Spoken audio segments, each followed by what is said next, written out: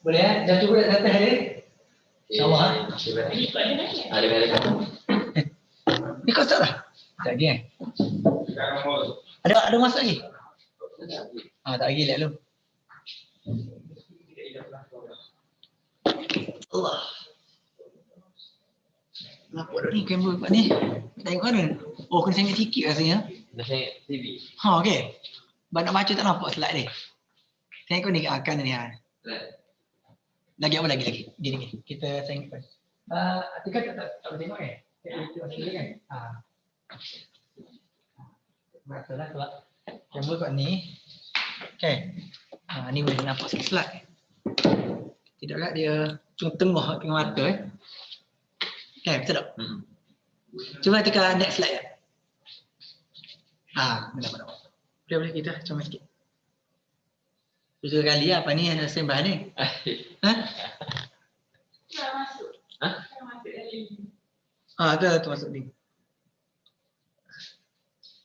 Semua. Kita tak isi lagi. Itu ada. Ataupun tu apa tu masuk komputer. Power. Dah ni Afiq Atika saya try masuk kat link. Tadi try tadi. Okey dah, tak ada masalah. Dah cuba masuk kan? Tak ni awal. Liza tanya apa Liza? Antara yang dulu tu ni, dari nombor biasa. Data surat. Agak busy.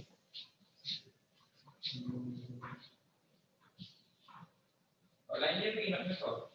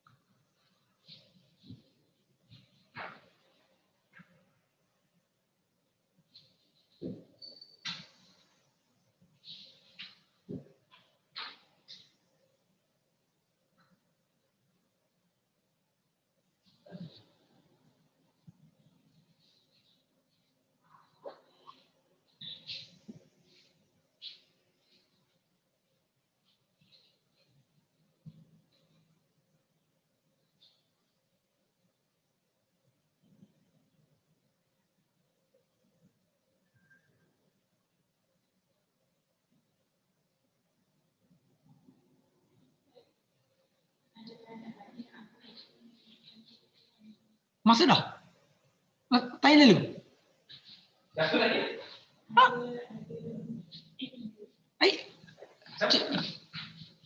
Berapa orang dah masuk? 3 orang. Tanya tu. Liza ke? Tak punya.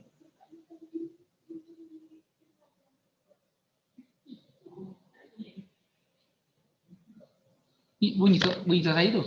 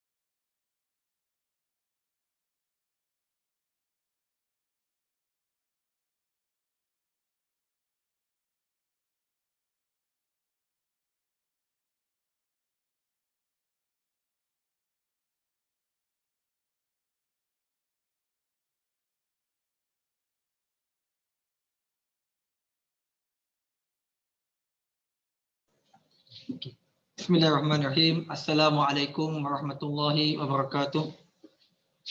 Alhamdulillah nahmadu wa nasta'inu wa nahdihi wa nastaghfiru wa natubu ilaih wa na'udzu billahi min syururi anfusina wa min sayyiati a'malina.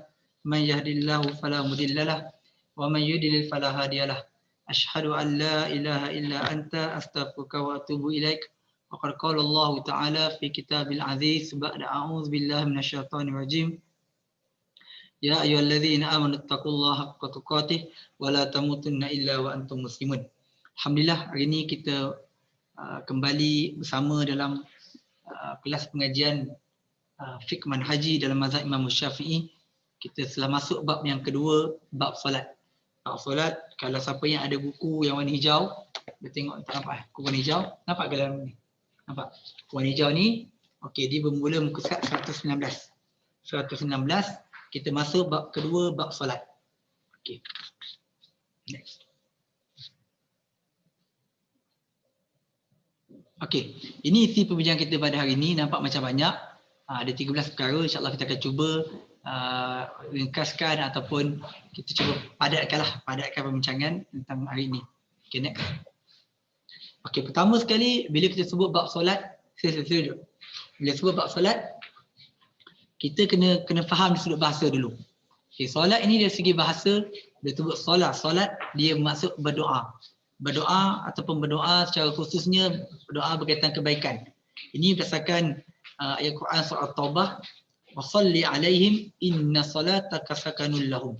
Dan berdoalah untuk mereka, sesungguhnya doa kamu itu menjadi ketenteraman jiwa bagi mereka. Diguna perkataan solat. Solat sini, solat itu maksud doa. Jadi bahasa Arab ni solat ini as-solat wa doa, iaitu doa.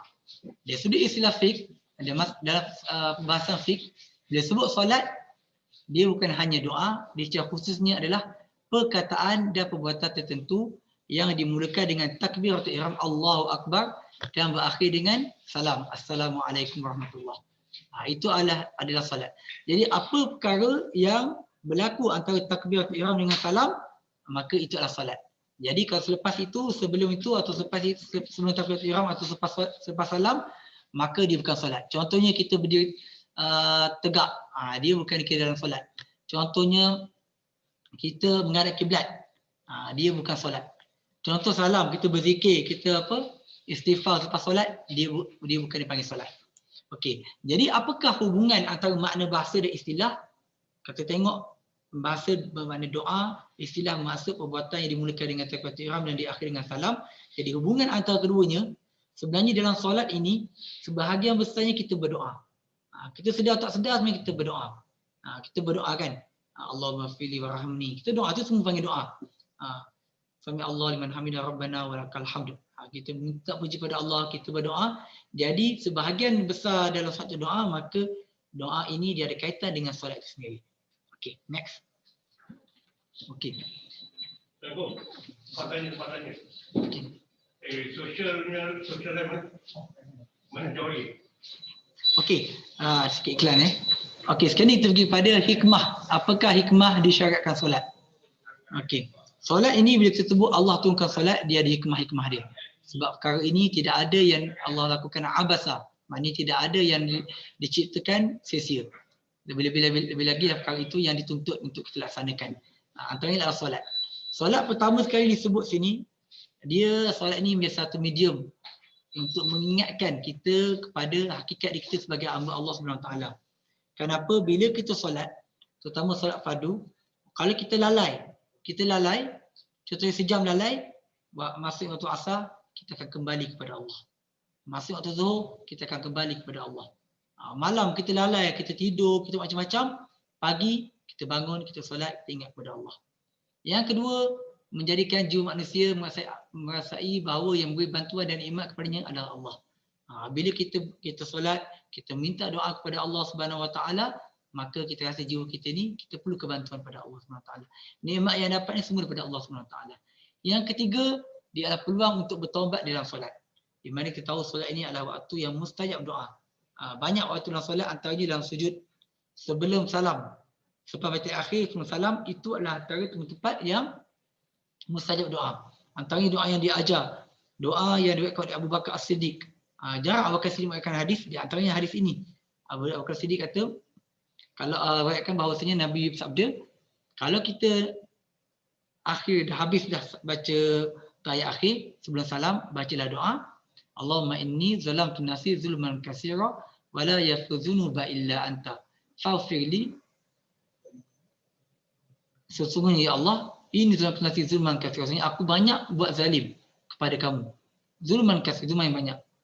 Dan aku banyak buat dosa, maka ampunilah aku. Ini antara waktu yang kita mustajab untuk berdoa adalah dalam solat. Yang keempat, solat ini menjadi makanan rohani yang berterusan dengan menguatkan ikatan akidah dan keyakinan terhadap Allah Subhanahu Wa Taala. Bila kita solat, kita punya rohani kita akan kuat. Kita makan makanan jasmani, kita tak menafil, tak pernah tinggal. Jadi makanan rohani lagi-lagilah. Lagi-lah sebab tu dalam Islam dituntut paling kurang 5 waktu sehari semalam kena solat. Itu yang fardu. Okey, next. Okey, kita pergi kepada sedikit secara ringkas sejarah pensyariatan solat. Solat ini dia bukan merupakan ibadah yang bermula pada Nabi Muhammad SAW. Dia bukan hanya disyariatkan kepada Nabi Muhammad SAW, bahkan Nabi-Nabi terdahulu mereka juga bersolat. Di antara dalilnya adalah surah Maryam ayat 1 dan 55. Wa kana ya'muru ahlahu bis salati waz zakat wa kana inda rabbi mardiyah. Disebut Nabi Ismail, Allah telah berfirman dengan Nabi Ismail, dan dia menyuruh ahli keluarganya bersolat dan menunaikan zakat, dan dia seorang yang diredai di sisi Tuhannya. Okey. Antara ayat lain, wa awsani bis salati waz zakati ma dumtu hayya. Surah Maryam, dan Allah telah memerintahkan kepadaku dengan solat dan zakat selama mana aku hidup. Ini antara bukti-bukti dan dalil bahawasanya solat ini adalah satu ibadah yang telah bermula lama sebelum ini. Okey. Dan Nabi Muhammad SAW di awal kenabian, di awal kebangkitan Nabi, sebelum solat itu difadukan, Nabi juga bersolat. Nabi solat, baginda menunaikan solat 2 rakaat pada setiap pagi, 2 rakaat pada setiap petang. Waktu tu tak ada lagi solat fadu, tak ada lagi solat 5 waktu, tak ada. Jadi Nabi solat 2 rakaat pada pagi, 2 rakaat pada petang, pada setiap hari. Itu pada peringkat awal setiap pensyariatan solat. Okey, next. Okey. Secara umumnya semua dah tahu, kita sebagai seorang Muslim yang mukallaf. Mukallaf ni yang mana yang sihat, yang baligh, yang berakal. Kita diwajibkan solat sehari semalam sebanyak 5 waktu. Subuh, Zuhur, Asar, Maghrib dan Isyak. Okay. Solat ini mula disyariatkan bila kita diperintahkan, diwajibkan untuk solat, iaitu bila peristiwa malam Isra dan Mi'raj. Kita tahu kan, 18 bulan sebelum Nabi SAW berhijrah ke Madinah, Nabi diperjalankan daripada kota Madinah hingga ke Baitul Maqdis, dan diangkat, dinaik ke langit ke-7 pada satu malam. Maka ketika itulah solat diwajibkan kepada kita. Pada peringkat awal, umat Nabi Muhammad SAW diwajibkan sebanyak 50 waktu. 50 waktu. Maka selepas itu berlakulah Nabi berbincang sebagainya. Akhirnya kita diwajibkan hanya 5 waktu sehari semalam. Tetapi kelebihan kita banding umat terdahulu, walaupun kita laksanakan 5 sahaja waktu, tapi pahala kita seperti 50 waktu. Pahala dikekalkan, jumlah dikurangkan. Sebab tu kalau kita tengok, kalau bayangkanlah kali 50 waktu, rasanya mungkin ramai yang akan tertinggal, terkandas dan sebagainya lah. Terlupa dan sebagainya.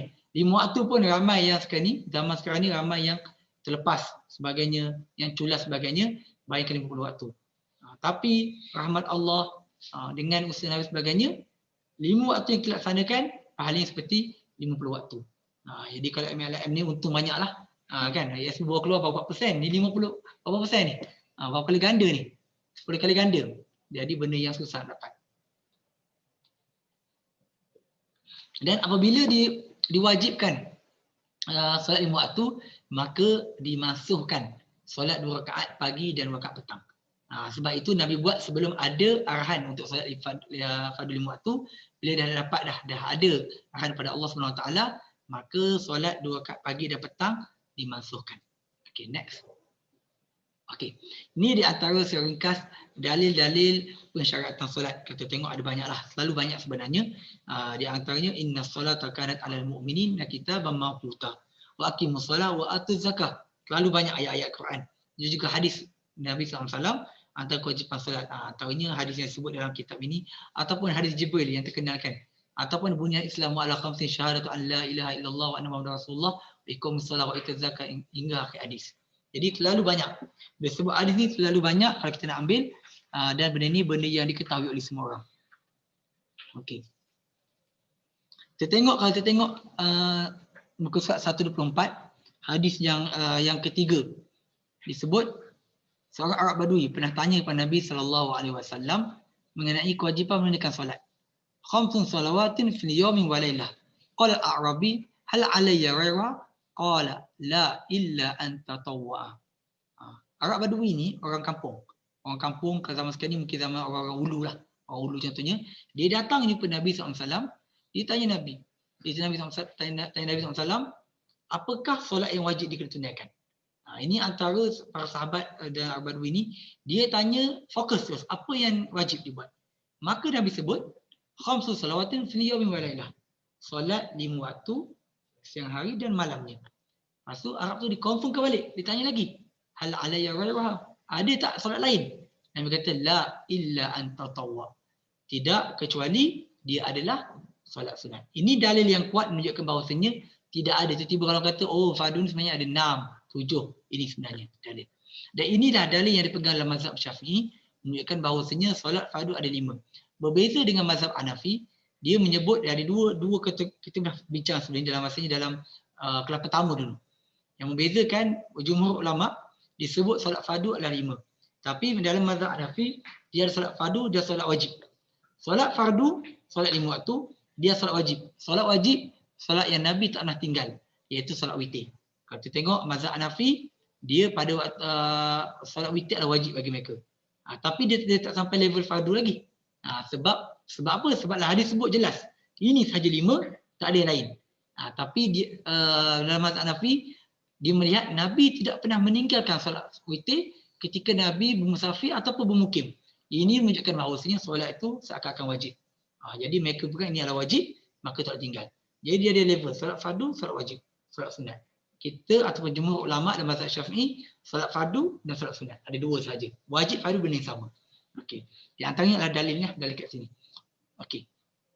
Next. Okey, kita tengok kedudukan solat. Solat ini dalam mazhab Syafi'i, dia dianggap sebagai ibadah yang membabitkan anggota badan yang paling afdal, solat. Sebab di sana ada beberapa pandangan lah. Ada pandangan tentang apakah ibadah yang paling afdal. Antara yang sebut ibadah yang paling afdal adalah berjihad. Ada antara yang sebut ibadah yang paling afdal adalah menuntut ilmu. Ulama beza pandangan. Apakah ibadah badan lah. Kalau ibadah hati, dia adalah berkaitan dengan keikhlasan. Yang paling utama. Tapi kalau dengan badan ada sedikit khilaf. Okey. Dan di antara yang kelebihan solat fardu ini, selain pada benda yang wajib, dia selain pada menghapuskan dosa-dosa, dia juga disebut sini menghapuskan dosa yang dilakukan di antara 2 waktu solat. Jadi dosa sini adalah dosa sudah lah, dosa kecil, bukan dosa besar. Dosa besar dia perlu bertaubat, dosa yang membabitkan hak manusia perlu juga minta ampun pada manusia, tapi dosa kecil yang kita lakukan, macam-macam dosa kecil, kadang-kadang kita tak sedar pun, solat antara cara kita nak minta, kita nak dihapuskan dosa. Ambil wuduk, dihapuskan dosa. Solat, dihapuskan dosa. Buat baik, dihapuskan dosa. Bersedekah, dihapuskan dosa. Terlalu banyak cara untuk dihapuskan dosa. Okay, next. Okay. Sekarang ni kita pergi sedikit detail berkaitan dengan isu hukum orang yang meninggalkan solat. Okay. Ini pun ada sedikit khilaf di kalangan ulama. Okay. Dalam mazhab Syafi'i, dia bagikan pada 2 keadaan. Okey. Pertama, orang yang meninggalkan solat tu, sebab apa dia tinggalkan? Dia merasakan tidak wajib solat. Dia ingkar, dia kata bahawa solat tak wajib. Solat tak wajib, tak ada solat. Mana tidak ada solat dalam Islam contohnya. Dan bahkan dia mungkin juga mempersendakan solat. Dia mengejek ibadah solat ini.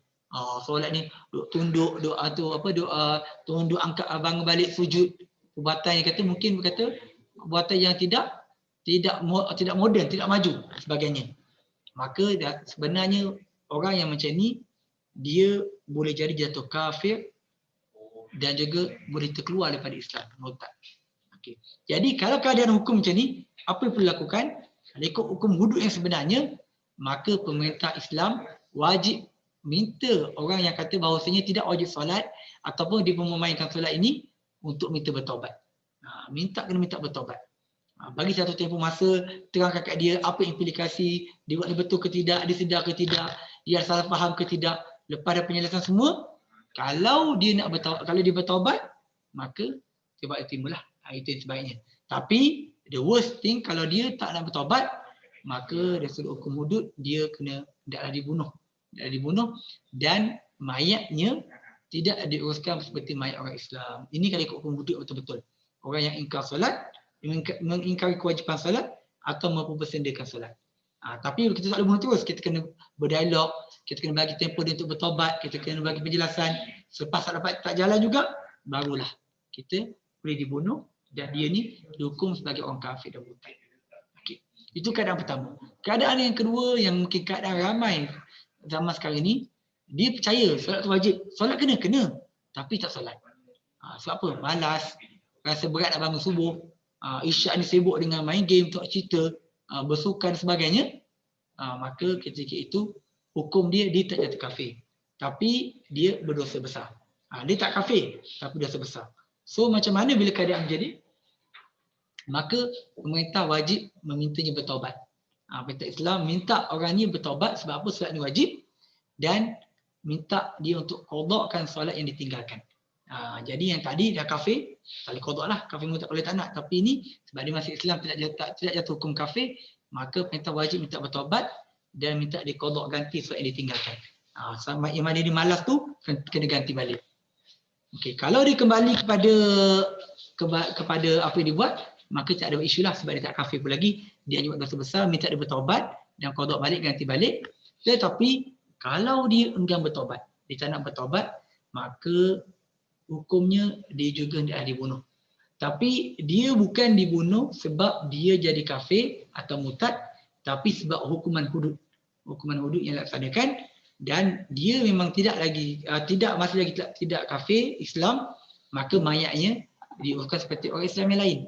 Kita mandikan dia, kita solatkan dia, kita kapankan dia, kita kuburkan di tanah kuburan Islam. Cuma dia berdosa besar lah. Dosa besar sebab dia tidak menunaikan solat. Okay, next. Okay.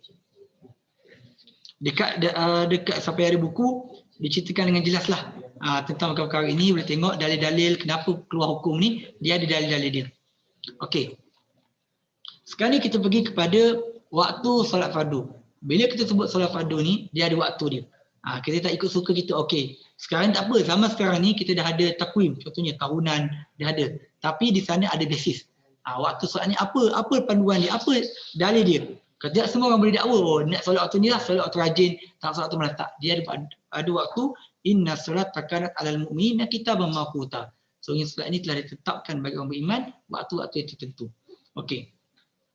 Kalau kita tengok awalnya ketika Nabi diperintahkan untuk solat 5 waktu, maka bila turun yang mengajar Nabi pada mereka awal adalah malaikat Jibril. Dia datang jumpa Nabi, dijelas kepada Nabi, okey, ini waktu mula solat, ini berakhir. Ini waktu mula, ini waktu berakhir. Maka in between tu, itulah waktu solat. Okey. Bila Nabi dapat maklumat, kita boleh baca kat sini. Kalau boleh baca apa yang ada buku, boleh baca 127, 18, 129, okey, 130. Okey. Kemudian Nabi dia nak macam mana explain dekat para sahabat, apa cara Nabi buat? Nabi ajak sahabat solat. Disebut kalau di hadis yang panjang 128. 128 hampir satu muka surat hadis ini. Bagaimana Nabi ajak solat sahabat pada waktu yang awal. Mana awal waktu? Nabi ajak solat. Okey, jom kita solat subuh. Semua pun solat subuh pada awal waktu. Kemudian pada keesokan harinya Nabi solat di akhir waktu. Nak dekat habis waktu Nabi solat. Sebab apa? Nabi nak tunjukkan bahawasanya dua waktu ni boleh bersolat. Jadi tengah-tengah tu apatah lagi lah. Itu cara-cara Nabi mengajar. Macam contohnya kita ni, macam mana kita nak tunjuk contohnya awal waktu pergi kerja. Contohnya pergi kerja contoh kan. Kita datang awal. Ni waktu kerja. Ni last kali waktu kerja. Dan balik waktu bila? Kita tunjukkan ni garisan waktu balik. Macam Nabi tunjuk 2 waktu solat. Hari pertama Nabi solat di awal waktu, awal subuh, awal zuhur, awal asar, maghrib, isyak. Hari kedua Nabi solat di akhir waktu semua. Jadi in between tu itulah waktu solat. Okey, itu bagaimanalah cara Nabi nak ajar para sahabat. Okey, next. Okey, kita tengok secara khusus. Tadi secara umum, secara khususnya bila waktu solat. Pertama sekali subuh ini bila terbitnya fajar shadiq. Fajar ni ada 2. Fajar shadiq dengan fajar kadzib. Okey, fajar kadzib ni benda yang kita nampak macam dah subuh, tapi belum. Dia ada cara lah. Dia kalau ada garisan putih yang boleh membezakan antara garisan putih ni. Kalau sudut falak saya boleh lebih detail lah perkara ni. Saya tak mahu masuk dalam detail. Sebab kalau ada gambar kalau tunjuk lebih detail. Okey, bilanya tamatnya waktu subuh, bila terbitnya matahari. Ini berdasarkan hadis riwayat Muslim. Waktu solat subuh min tulu'il fajr ma lam tatla'i syams. Waktu solat subuh bermula daripada terbitnya fajar shadiq sehingga selama mana matahari belum terbit. Okey, ini hadis riwayat Muslim. Okey, waktu zuhur. Waktu zuhur dia bermula bila tergelincirnya matahari. Matahari bila terbit, matahari terbit belah barat ke timur? Barat ke timur matahari keluar? Betul? Timur betul? Timur. Okey. Bila matahari barat tu kiamat lah kan. Bila matahari keluar terbit ke timur, dia naik. Bila dia dah pergi kat barat sikit, itu maksudnya waktu zuhur. Dia tergelincir sikit, mana dah dia kat atas kepala tergelincir sikit. Sebab bila betul-betul kat atas kepala ni, ini waktu yang makruh solat. Kita akan bincang. Waktu makruh tahrim ataupun haramkanlah tak boleh solat. Tapi bila tergelincir sikit, bayang dah ada kat timur sikit, bila tergelincir nampak bayang sikit. Waktu tu masuklah waktu zuhur. Benda ni kita nampak macam, kenapa nak cerita macam ni? Kita dah ada waktu solat sekarang ni. Zaman dahulu, inilah yang senang. Dan sebenarnya Islam datang, benda ni semua boleh tengok. Zaman sekarang ni memang kita kata kita tak nampak signifikan. Sebab apa? Kita tengok waktu solat ini, kita dah ada handset contohnya, dah ada taku dan sebagainya. Tapi perkara ini, semua berasaskan ini yang mana orang kaya ke, orang miskin ke, orang duduk kat mana-mana, semua boleh tengok. Sebab dia berdasarkan fenomena alam ini. Itu antara kelebihan Islam lah, maknanya dia universal semua. Sebab tu bila contohnya orang yang dekat pada pasir, dia ikutkan matahari perjalanan. Orang yang dekat lautan, mesti dekat matahari juga kan. Matahari semua akan nampak. Okey, itu waktu zuhur. Tamat dia bila bayang-bayang dia sang panjang dengan objek sebenar. Ini di sudut kalau tengok falaknya ataupun grafik itulah. Okey. Jadi sebab kalau asal kan lagi panjang lagi pendek. Bila sama, mana bermulalah waktu asar. Okey. Waktu asar, bila waktu asar berakhir waktu zuhur. Mana bayang-bayang menjadi sama panjang dengan waktu objek sebenar, maka tu masuk waktu asar. Okey. Tapi waktu asar ni dia ada 2 waktu. Ada 2 waktu. Asar dengan isyak ni dia ada 2 waktu. Mana yang disebut dalam hadis-hadis. 2 waktu, yang satu dipanggil waktu jawas. Kedua dipanggil waktu ikhtiar. Lepas ni kita akan terangkan apa waktu jawas, waktu ikhtiar. Kemudian waktu jawas ni waktu yang mana kita boleh lagi kita solat. Jadi mana kalau asar ni sampai terbenam matahari lah. Matahari maknanya waktu bila? Waktu maghrib masuk. Okey. Waktu ikhtiar iaitu waktu yang lebih baik pada waktu jawas. Kalau kita nak laksanakan solat lebih baik, iaitu kita tidak melewatkan sehingga bayang-bayang menjadi 2 kali ganda daripada objek asal. Jadi bila petang ni kita tengok ni keluar, petang kita punya bayang lagi besar pada badan kita. Kalau kat tempat ni yang panas ataupun yang nampak lah bayang. Ataupun matahari menjadi kekuningan. Jadi kemungkinan dalam pukul dah start kuning nak turun tu mungkinlah pukul 6 lebih ke 7 kan. Waktu tu. Masih lagi tak masuk lagi waktu maghrib. Tapi dia dah bukan waktu ikhtiar, waktu yang terpilih untuk kita melaksanakan solat. Tapi kalau kita laksanakan solat, dia masih lagi dalam waktu jawas. Mana boleh laksanakan. Okey, next. Okey, seterusnya waktu maghrib. Waktu maghrib dia bermula bila? Bila terbenamnya matahari. Terbenamnya matahari, maka bermula waktu maghrib. Bila tamat waktu maghrib, bila hilang cahaya merah dan tidak lagi kesannya sebelah barat. Okey, bila matahari dia turun, benda ni tak nampak mungkin kat luar kita yang banyak bangunan. Tapi kalau siapa yang pergi dekat hujung, contohnya dekat pantai, dia akan nampak. Ataupun siapa yang duduk dekat di bukit, waktu maghrib ni, Bila matahari terbenam, dia akan ada kesan-kesan lagi. Kesan-kesan sikit-sikit sampailah hilang semua kesan, maka masuklah waktu isyak. Masuk waktu isyak. Itu dari segi kalau ikut waktu lah tentu. Okey, waktu isyak. Waktu isyak dia bermula bila berakhirnya waktu maghrib. Okey. Okey, waktu isyak juga ada dua waktu. Pertama sekali waktu ikhtiar, iaitu sehingga 1/3 malam. 1/3 malam. Macam mana kita nak kira 1/3 malam? Macam mana ni nak kira 1/3 malam ni? Macam mana?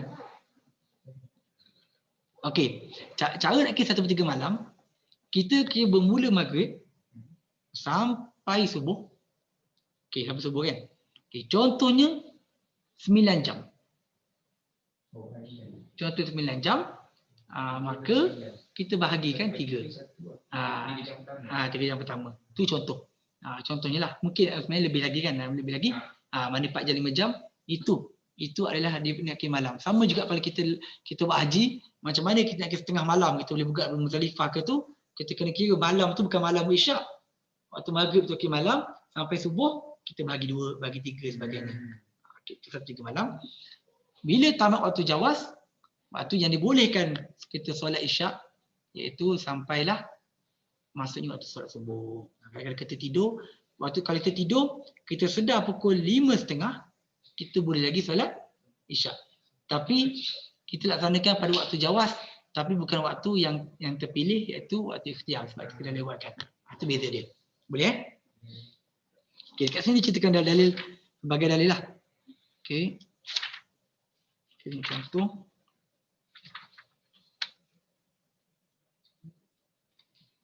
Muka 131. Bagi siapa nak tengok, 131 diceritakan tentang perkara ini. Okey, next. Okey, ini tak dalam buku. Secara mudahnya dalam mazhab Syafi'i ada 4 waktu solat. Pertama sekali waktu fadilah, itu waktu terbaik, solat di awal waktu. Mana lepas azan tu, lepas azan, 5 minit 10 minit qomat solat. Itu paling baik. Kedua waktu ikhtiar. Waktu ikhtiar ni waktu yang terpilih sehingga 1/3 waktu lebih kurang. Yang ketiga waktu jawas. Waktu jawas ni waktunya harus. Maknanya kita masih lagi boleh solat. Iaitu sehingga sebelum tamatnya waktu solat. Sebelum masuknya waktu solat seterusnya, maka ketika itu kita boleh lagi solat. Kecuali subuh. Subuh bukan berakhir dengan masuk waktu zuhur. Dia akhir matahari terbit kan. Kalau tidak, jadi waktu yang lain semua dia waktu zuhur dia berakhir waktu asar. Asar berakhir waktu maghrib. Maghrib berakhir masuk waktu isyak. Isyak berakhir masuk waktu subuh. Subuh tidak berakhir dengan masuk waktu zuhur. Tidak. Kalau tidak panjanglah subuh kita. 12 sebab lagi 2.30 lagi. Okey. Di sana juga last kali dia ada waktu hurmah. Waktu haram ni bila? Kita tangguhkan solat kita hingga ke saat terlalu hujung waktu, di mana waktu yang masih tinggal tidak cukup untuk menyempurnakan keseluruhan rakaat solat. Macam contohnya waktu ni kita boleh solat tapi kita waktu yang diharamkan lah waktu ni nak solat. Contohnya azan asar pukul 4.30, kita solat pukul 4.29, 30 saat. 10 saat dah solat yang tak habis lah. Itu contoh lah. Contoh. Okay, next. Ni contoh dia. Kalau kita tengok waktu solat, mula masuk waktu solat yang kiri ni, fadilah. Dia akan mula dengan fadilah, waktu yang terbaik.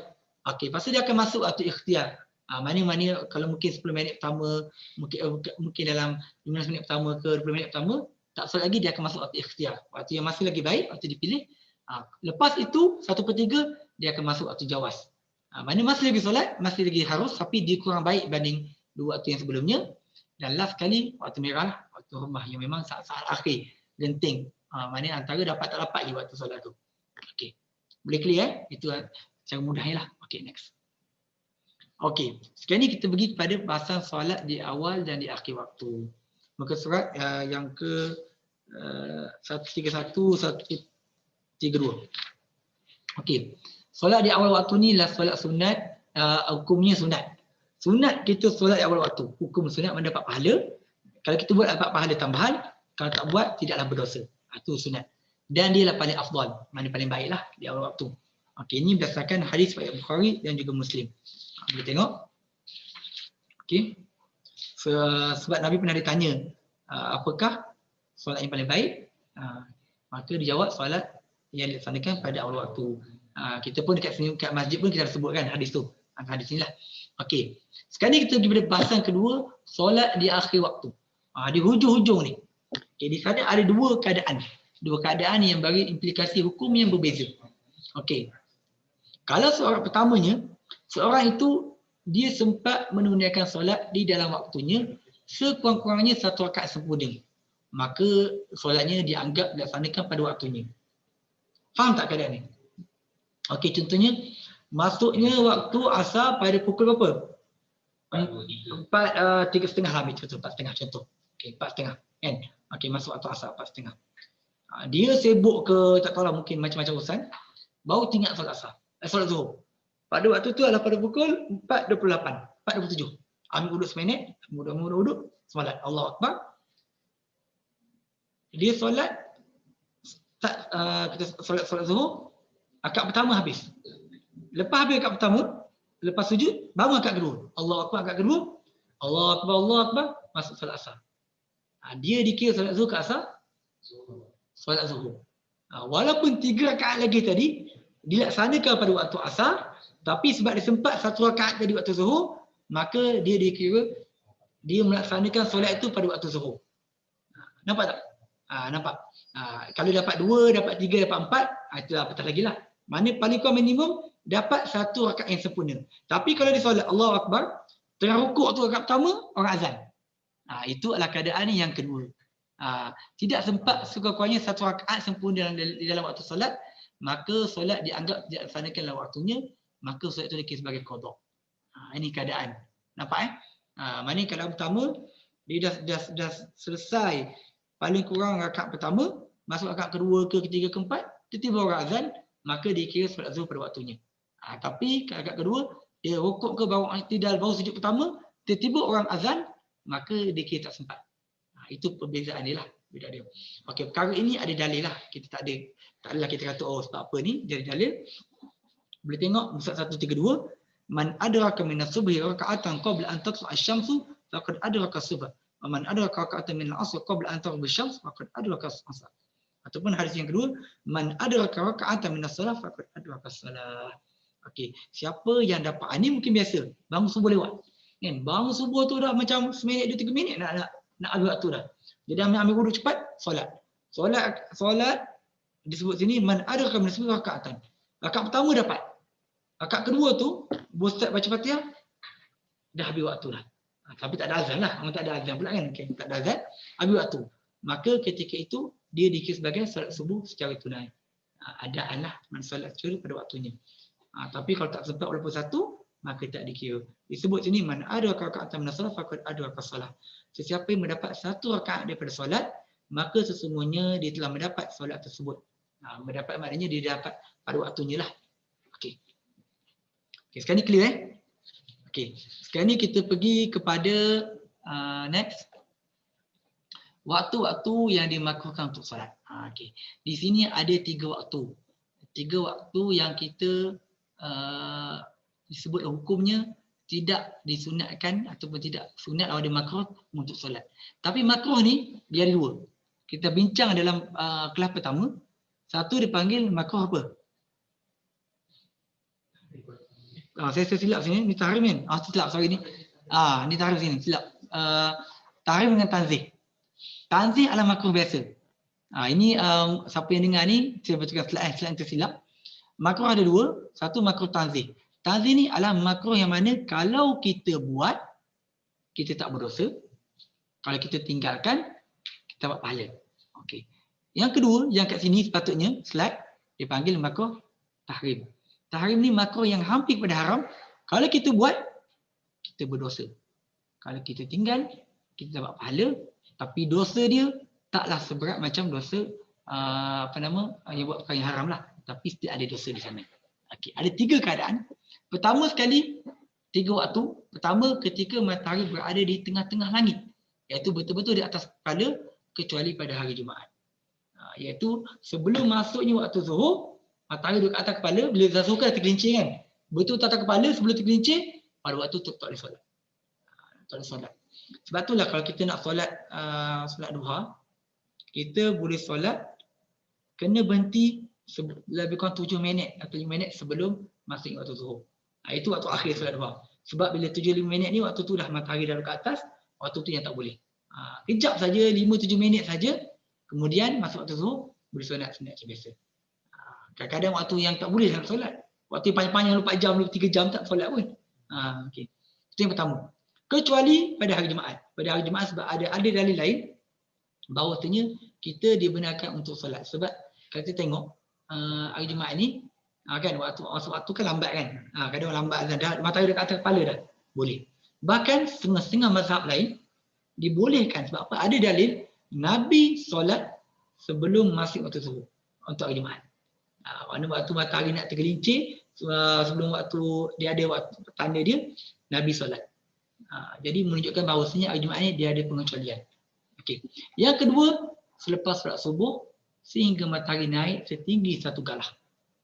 Mana lepas solat subuh tak boleh solat sunat, tak boleh solat apa-apa sehinggalah matahari naik satu galah ni, maknanya dah naik. Maknanya lepas matahari terbit ada sedikit masa, sebab tu bermula solat sunat duha ini bukan selepas matahari terbit terus. Jadi ada 15 minit lebih kurang. Mana matahari dah naik, dah tinggi betul, barulah boleh solat sunat. Okey. Dan yang ketiga, selepas solat asar sehingga matahari terbenam. Ini waktu tak boleh lah. Okey. Dalilnya disebut sini dalam hadis riwayat Muslim 831. Okey, next. Tetapi di sana ada beberapa pengecualian. Pengecualian yang mana pada waktu ni boleh solat walaupun kita solat pada waktu tiga waktu tak boleh tadi. Pertama yang sebut tadi pada hari Jumaat lah. Hari Jumaat, bila hari Jumaat walaupun matahari atas kepala masih lagi boleh solat sebab ada dalil lain.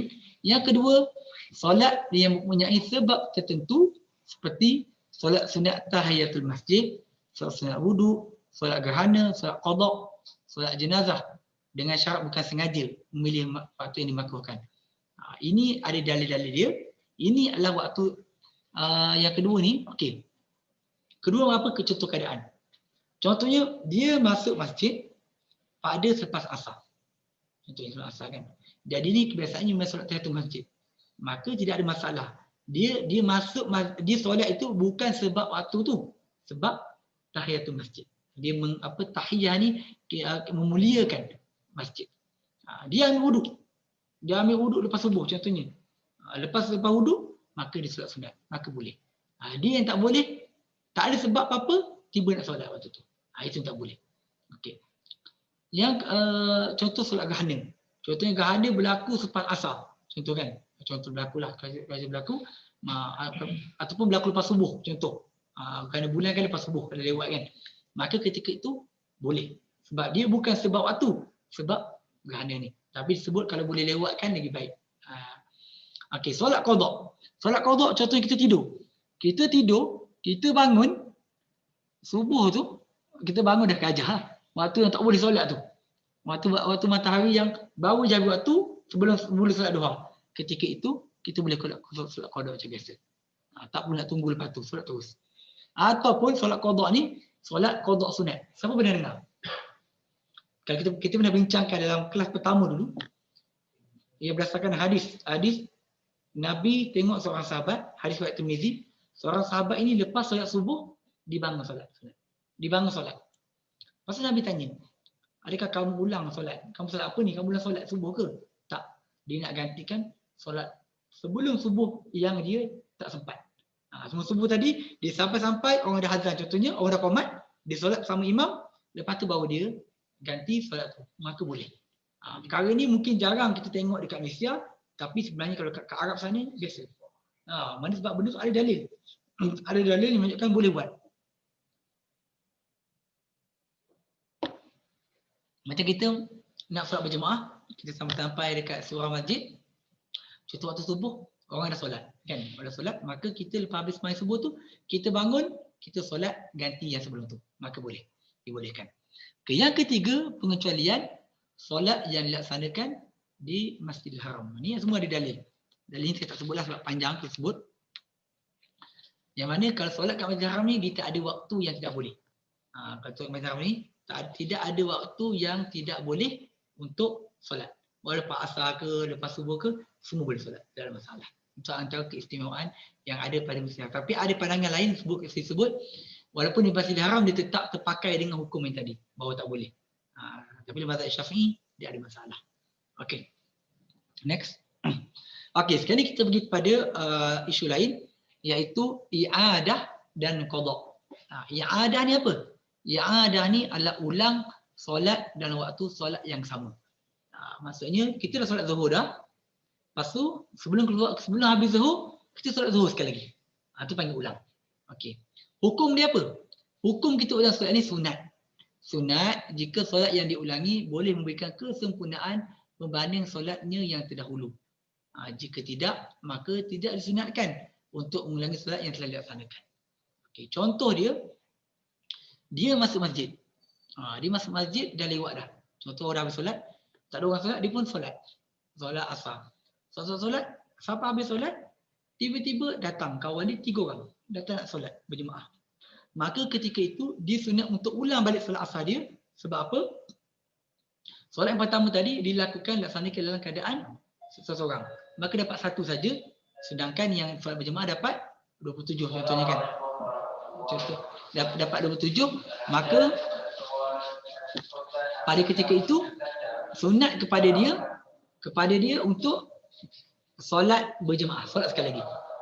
Dan benda ni sebenarnya satu benda yang praktikal, terutamanya pada waktu COVID. Pada waktu COVID ni, kan antara isu yang dikatakan sebelum ni adalah yang banyak orang timbulkan bahawasanya anak-anak wanita tak boleh solat kat masjid. Mereka solat berjemaah. Jadi macam mana cara yang boleh buat? Ustaz asatidz semua bagi tahu. Antaranya adalah kita lelaki, kita solat berjemaah di masjid. Lepas habis solat berjemaah di masjid, balik rumah, kita solat sekali dengan isteri dan anak-anak. Dan itu benda yang baik sebab kita nak jadi imam, contoh anak kecil sebagainya. Kita nak jadi imam beri isteri kita, nak bagi isteri kita dapat pahala lebih juga. Maka boleh, tak ada masalah. Tapi rajin ke tidak lah. Biasanya tak nak dah solat lah kali kedua. Itu. Tapi kalau kita nak bagi pahala lebih pada isteri kita yang tak ada solat di surau sebagainya, pada anak kita yang tak boleh pergi, antaranya kita balik solat sekali lagi. Itu antaranya. Banyak dalil, antaranya disebut dalil sini, Nabi melihat 2 orang sahabat. Yang mana 2 orang sahabat ni dia tidak bersolat. Dia datang kat masjid Nabi tak solat. Nabi tanya, kenapa tak solat? Dia kata dah solat tadi. Nabi kata, kalau solat bersama kami lebih baik. Solat sekali lagi. Menunjukkan bahawa sini tak ada masalah. Sama juga hadis lain berkaitan dengan Muaz bin Jabal. Dia solat bersama Nabi SAW. Kemudian dia balik kawasan dia, balik kampung dia. Mungkin masjid lain, dia balik kampung dia. Dia solat sekali lagi. Sebab dia seorang imam, dia seorang ulama yang tu. Jadi dia pimpin solat untuk dia punya orang kampung dia. Menunjukkan bahawasanya boleh, tak ada masalah. Itu maksudnya ada ulang solat dalam waktu solat yang sama dengan syarat diulang tu ada kebaikan lah. Bukan sengaja, bukan was-was, kadang-kadang was-was jangan. Itu isu lain lah. Okay, next. Kedua, qada. Qada ini iaitu kita tunaikan solat selepas berakhirnya waktu. Maknanya dah habis waktu, baru kita solat, maka dia panggil qada. Contoh dah habis waktu, akhir solat. Mulalah kita sengaja atau tidak sengaja meninggalkan solat, tapi solat yang kita laksanakan selepas berakhirnya waktu, dia dinamakan sebagai qada. Okey. Apa hukum dia? Hukum dia orang meninggalkan solat wajib untuk mengqadakan solatnya sama ada dia sengaja meninggalkan solat atau mempunyai uzur. Jadi dia ada uzur ke, dia tak ada uzur ke, tapi kalau dia tinggalkan solat wajib qada. Sebab apa saya sebut jumhur ulama, maksud majoriti ulama, sebab ada sebahagian ulama mengatakan bahawasanya orang yang tinggalkan solat ini dia tak perlu qada lah. Sebab apa? Dia terlepas lah. Waktu terlepas jadi dia tak dapat apa-apa dah. Itu saya pandangan majoriti ulama kata kena qada. Okey. Tapi di sana ada 2 keadaan. Kalau seorang itu ditinggalkan solat ada uzur. Sakit, tertidur, terlupa, tidak sedarkan diri contohnya. Ketika itu hukum dia tidak berdosa. Kedua, dia tidak wajib qada dengan sifat mungkin. Contoh kalau orang sakit kan, ataupun contohnya dia tertidur ataupun tu, maknanya diberi kelapangan kepada dia untuk nak qada tu bila. Tapi kalau orang yang tinggalkan solat dengan sengaja, dia satu berdosa, kedua dia wajib nak ganti secepat mungkin. Wajib kena ganti sebab mungkin. Nah, dalil berdasarkan hadis Sahih Bukhari dan Muslim. Okey. Disebut contohnya antara dalil man nama an salatin aw nasiha falyusalliha idza zakaraha la kafarata la illa zalik. Barang siapa yang tertidur atau terlupa mendirikan solat, maka dia solat apabila dia ingat. Okey, la kafarata la illa zalik. Maka tidak dikenakan kafarah melainkan dengan melaksanakan perkara tersebut. Maknanya sini ada ruang untuk tak perlu cepat mungkin lah. Boleh diingat cepat mungkin, tak perlu. Kalau cepat mungkin lebih baik, tapi tidak wajib. Okey. Next. Okey, siapakah yang diwajibkan untuk bersolat? Pertama adalah orang Islam. Bila seorang Islam, kedua orang yang baligh, baligh, mana dia dah cukup umur. Ketiga berakal, keempat suci daripada haid dan nifas. Dan ini adalah keadaan orang yang diwajibkan solat. Seorang yang dalam keadaan istihadah kena solat macam biasa. Seorang yang balik memang kena solat. Tapi kita tengok yang bawah tu lawan dia yang tidak diwajibkan solat. Pertama sekali orang kafir. Orang kafir tidak diwajibkan solat untuk menunaikan solat, tetapi mereka ini tetap menerima azab. Sebab mereka secara umumnya mereka wajib melaksanakan solat. Sebab mereka ni orang yang sampai pada mereka, khitab sampai pada mereka, mereka wajib tunaikan solat. Tapi kalau mereka solat pun tidak sah, maka tidak wajib untuk tunai, tapi mereka wajib secara umum. Jadi sebab mereka tak laksanakannya, maka mereka akan diazab di hari kiamat sebab meninggalkan solat. Ini berdasarkan hadis ayat Quran surah Al-Mudaththir. Mudaththir kan disebut bahawasanya siapakah yang masuk neraka sakar, iaitu orang yang meninggalkan solat. Jadi umum, tidak kata bahawa dia itu muslim tak muslim, kafir, semua kena sebab secara umumnya kita kena solat. Okey. Kedua, kanak-kanak. Kanak-kanak yang belum baligh mereka tidak diwajibkan untuk solat. Okey. Tapi kita digalakkan dan diwajibkan untuk kita nak. Dan yang ketiga, orang yang kehilangan akal. Orang yang kehilangan akal, tak tahu. Orang yang kehilangan akal, contohnya orang yang hilang akal termasuk tidur.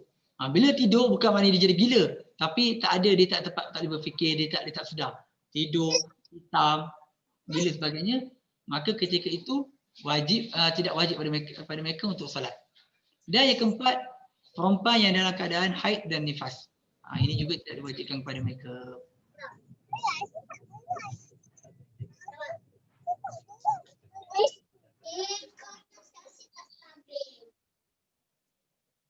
Okay. Okay, next. Okay, kewajipan solat. Okay, kita tengok kat ni beberapa keadaan lah yang diceritakan dalam kitab Fiqh Haji.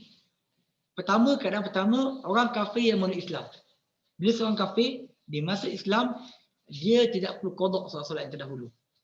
Sebab apa? Dia bila masuk Islam, dia seperti kain putih, dia akan baru mula buku akaun yang baru. Jadi yang lepas semua dimaafkan. Dalam makna tu. Okey, dan dia sebenarnya hikmah dia akan menyebabkan lagi orang kafir ni lembut ataupun tertarik masuk Islam. Bayangkan kalau kena ganti banyak. Letihlah. Yang kedua, orang murtad yang kembali kepada Islam semula. Dia Islam, kemudian dia murtad, lepas tu masuk Islam balik. Contohnya dia Islam selama 20 tahun. Kemudian dia murtad selama sebulan contohnya. Lepas sebulan dia masuk Islam balik, maka hukum dia wajib untuk qada solat-solat yang ditinggalkan selama tempoh murtad dia. Kenapa? Kenapa hikmah dia? Sebab apa? Sebab kita nak bagi ancaman dan juga kita nak mudah-mudah orang murtad. Kalau tidak kata tak apalah, tak nak solat murtad kejap lah. Murtad kejap, lepas tu darahnya masuk balik. Itu antara kenapa Islam nak tutup jalan tu lah. Okay. Yang ketiga, perempuan yang suci daripada haid dan nifas, maka tidak wajib qada solat-solat yang ditinggalkan ketika datang haid dan nifas. Dia boleh dengan puasa wajib. Waktu datang haid dan nifas, bila kena pada bulan Ramadan, maka wajib digantikan. Antara hikmahnya juga, sebab apa? Sebab solat ini adalah perkara yang sentiasa setiap hari 5 waktu. Haid dan nifas juga adalah kitaran bulanan yang sentiasa berlaku. Jadi Islam tak memberatkanlah.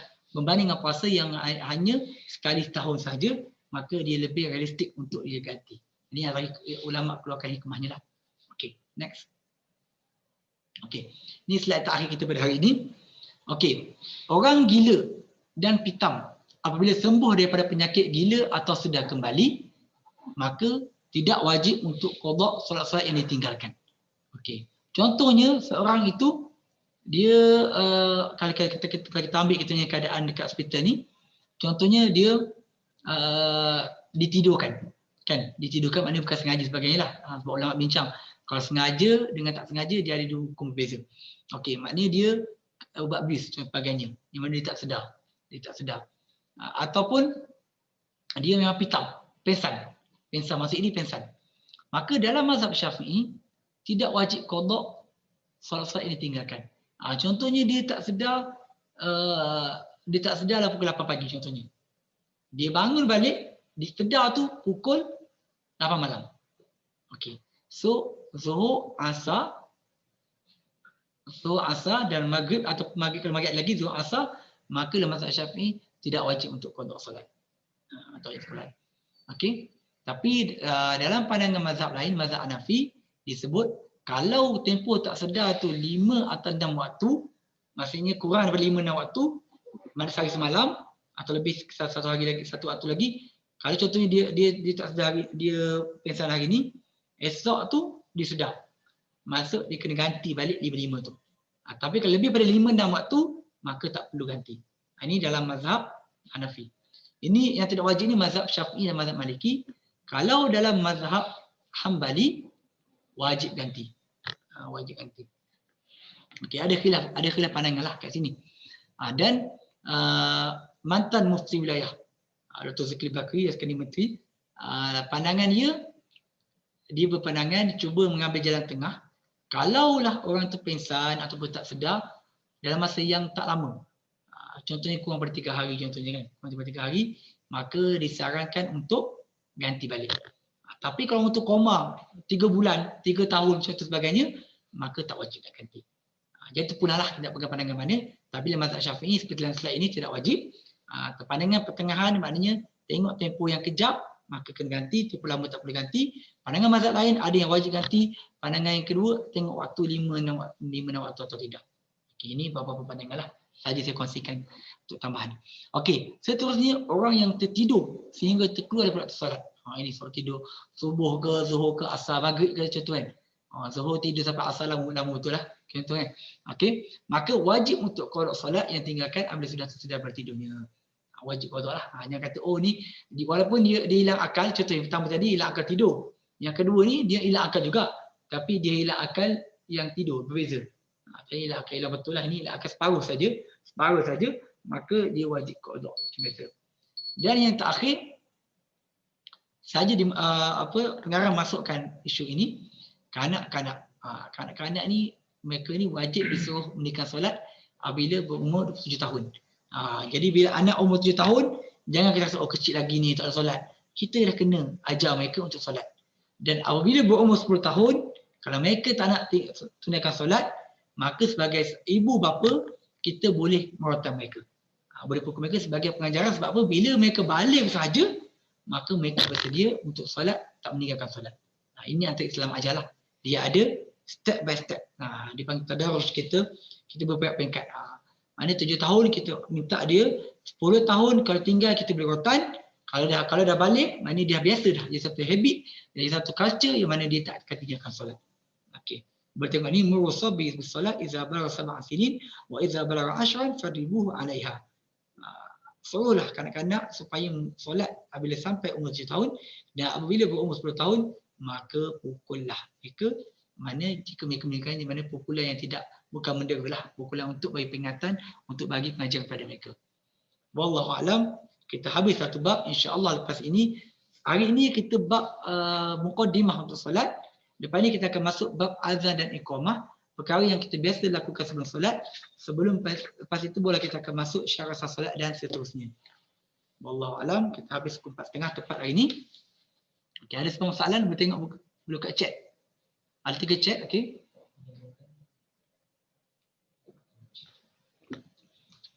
Apa hukum simpan kuku panjang? Okey. Okey, hukum simpan kuku panjang. Ada hadis disebut. Hadis asli kita baru bincang. Oh, itu dalam di masjid. Okey. Tentang 5 perkara fitrah manusia ni yang mana kita disunatkan. Antaranya adalah kita potong bulu-bulu, bulu ketiak contohnya, misai. Dan disebut juga adalah kita kat kuku. Itu bermakna sunat untuk kat kuku. Dan ada hadis satu lagi, hadis riwayat Bukhari dan Muslim, kita diminta kita hendaklah mengat kuku tidak lebih, maksimum kita tak kat kuku ni adalah sampai 40 hari. Ada hadis. Ini menunjukkan bahawasanya kat kuku ni adalah amalan sunat. Jadi apabila kita meninggalkan panjang, kalau panjang sikit mana seminggu 2 tu disebutlah hadis 40 hari lah. Ni kalau simpan panjang sampai 2 bulan tak kat kuku, satu dia bila sunat, hukum ni adalah lawan dia adalah apa dia? Sunat lawan dia adalah makruh. Bermakna kalau kita buat, kita tidak berdosa, tapi kita tak dapat pahala lah. Okey. Kedua, satu dari segi hukum. Kedua, dipanggil kita khilafus sunnah ataupun khilaf aula. Maknanya yang utamanya adalah kita potong kuku, tapi kita bertentangan apa yang lebih utama. Yang ketiga, kita tengok juga dari segi aspek kesihatan. Kalau dengan simpannya kuku kita menyebabkan datangnya penyakit, ketika itu hukumnya boleh jadi haram. Sebab disebut la darar wala dirar, kita jangan bagi mudarat kepada diri kita dan kepada orang lain. Jadi dengan sebab kita simpan kuku boleh bagi mudarat kepada kita, maka ketika itu hukum jadi berubah. Jadi pada asalnya dah hukum makruh ataupun khilafus sunnah, tapi boleh jadi haram di keadaan tertentu. Tapi ada keadaan dijadi perkara sunat. Simpan kuku sebut waktu bila? Waktu peperangan. Sebab ada hadis sebut pada peperangan ni mungkin ada kegunaan dia lah. Wallahu a'lam. Okey. Okey, bagus. Antara juga waktu yang disunatkan untuk simpan kuku bagus. Iaitu kalau bagi sesiapa yang nak melaksanakan ibadah korban bermula 1 Zulhijjah sehingga 10 Zulhijjah, disunatkan untuk simpan kuku. Jadi hukum ni di tiap keadaan tapi umum macam tu, tapi ada keadaan tertentu. Contohnya bila nak berkorban, orang yang berniat dah nak berkorban bermula awal Zulhijjah sehingga kita berkorban itu disunatkan untuk kita simpan kuku kita. Secara umumnya begitu. Okay. Soalan yang kedua, jika ada terlupa itu tinggal isyak dan teringat semasa masing waktu subuh, adakah kita perlu melakukan qada isyak terlebih dahulu atau melakukan solat subuh terlebih dahulu? Okey, ini soalan yang baik. Soalan yang baik. Okey, dia yang sebaik-baiknya kita qada dulu solat yang kita tertinggal. Itu yang sebaiknya. Tetapi kalau kita qada yang solat tertinggal menyebabkan kita terlepas solat berjemaah, maka ketika itu lebih baik solat berjemaah. Maknanya kalau tak ada apa, baik kita qada dulu. Kita qada yang wajib yang kita kena tertinggal tu, barulah kita solat yang wajib. Tetapi kalau sebab kita qada tu meninggalkan perkara yang lebih baik, contohnya solat berjemaah sebagainya, maka kita solat berjemaah dulu baru qada. Kita tengok keadaan lah. Tapi perkara ni memang ada khilaf sikit lah. Setengah tu yang kata wajib kena ikut susunan, setengah pandangan ulama kata boleh mana-mana. Tapi yang sebaiknya kita keluar pada khilaf, kalau perkara itu kalaulah kita tidak ada halangan, maka baik kita qada dulu. Yang mana kita yang hutang kita tu, kita bayar hutang baru kita solat wajib. Tetapi kalau buat wajib menyebabkan tertinggal lebih utama, maka baik kita wajib dulu. Okey, satu soalan. Jika kita telah melakukan solat secara jamak, kemudian kita sampai ke destinasi di mana terdapat jemaah melakukan solat secara sempurna masjid dan kita mengikut jemaah tersebut solat secara sempurna, apakah yang dibolehkan? Boleh. Dibolehkan. Ini antara dipanggil antara membezakan orang yang faham dan tidak faham lah tentang masalah fiqh ni. Kalau kita dah solat jamak dah, lepas tu kita sampai ke masjid, kita nak berehat, nak jumpa kawan kita sebagainya, waktu orang solat berjemaah solat tamam lah, solat yang sempurna, maka yang sebaiknya kita ikut bersama dengan jemaah ramai itu. Walaupun kita dah solat berjemaah secara solat jamak. Sebab apa? Di antaranya adalah kita nak mengelakkan fitnah. Mengelakkan fitnah lah. Orang kata orang tak solat. Yang kedua, kita ikut berdasarkan hadis Nabi SAW yang tadi 2 orang sahabat tadi, yang mana 2 sahabat tadi dia sampai tengok orang bersolat, dia tak solat. Dia tak solat dah dulu. Tapi Nabi kata lebih baik dia solat bersama-sama. Jadi kalau kita tak solat, maka lebih baik kita tak pergi ke arah masjid, dekat masjid lah. Kita tempat lain sebagainya. Tapi kalau kita duduk kawasan masjid, waktu solat berjemaah, walaupun kita dah solat, lebih baik kita ikut bersama. Maknanya tidaklah sampai kalau kita tak ikut, kita berdosa. Tidak. Ini antara baik atau tidak baik. Okey. Soalan lagi tak ada? Tak ada? Okey, ada beberapa soalan pada audiens yang mungkin nak keluarkan suara sebagainya?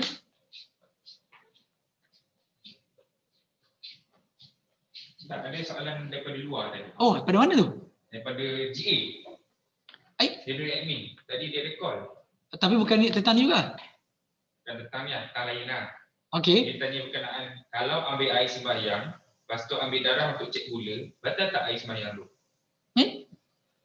Ambil air sembahyang. Dia ambil air sembahyang dah. Okey. Lepas tu dia drip nak ambil gula. Nak cek gula. Cocok. Oh, keluar darah. Okey. Batal tak air sembahyang tu? Okey. Dengar, audiens dengar soalan ni. Okey. Maknanya dia dah ambil sembahyang. Dia cek sendiri ke orang lain cek? Dia cek sendiri. Kalau ada orang cek, tengok pula. Tengok pula laki perempuan pegang tangan dia. Kalau contoh orang lain cek, orang laki pegang batal lah. Ni saya tengok cara. Kalau perempuan cek dan cerita. Okey. Kenapa batal? Keluarkan darah. Dia sengaja atau tidak tu?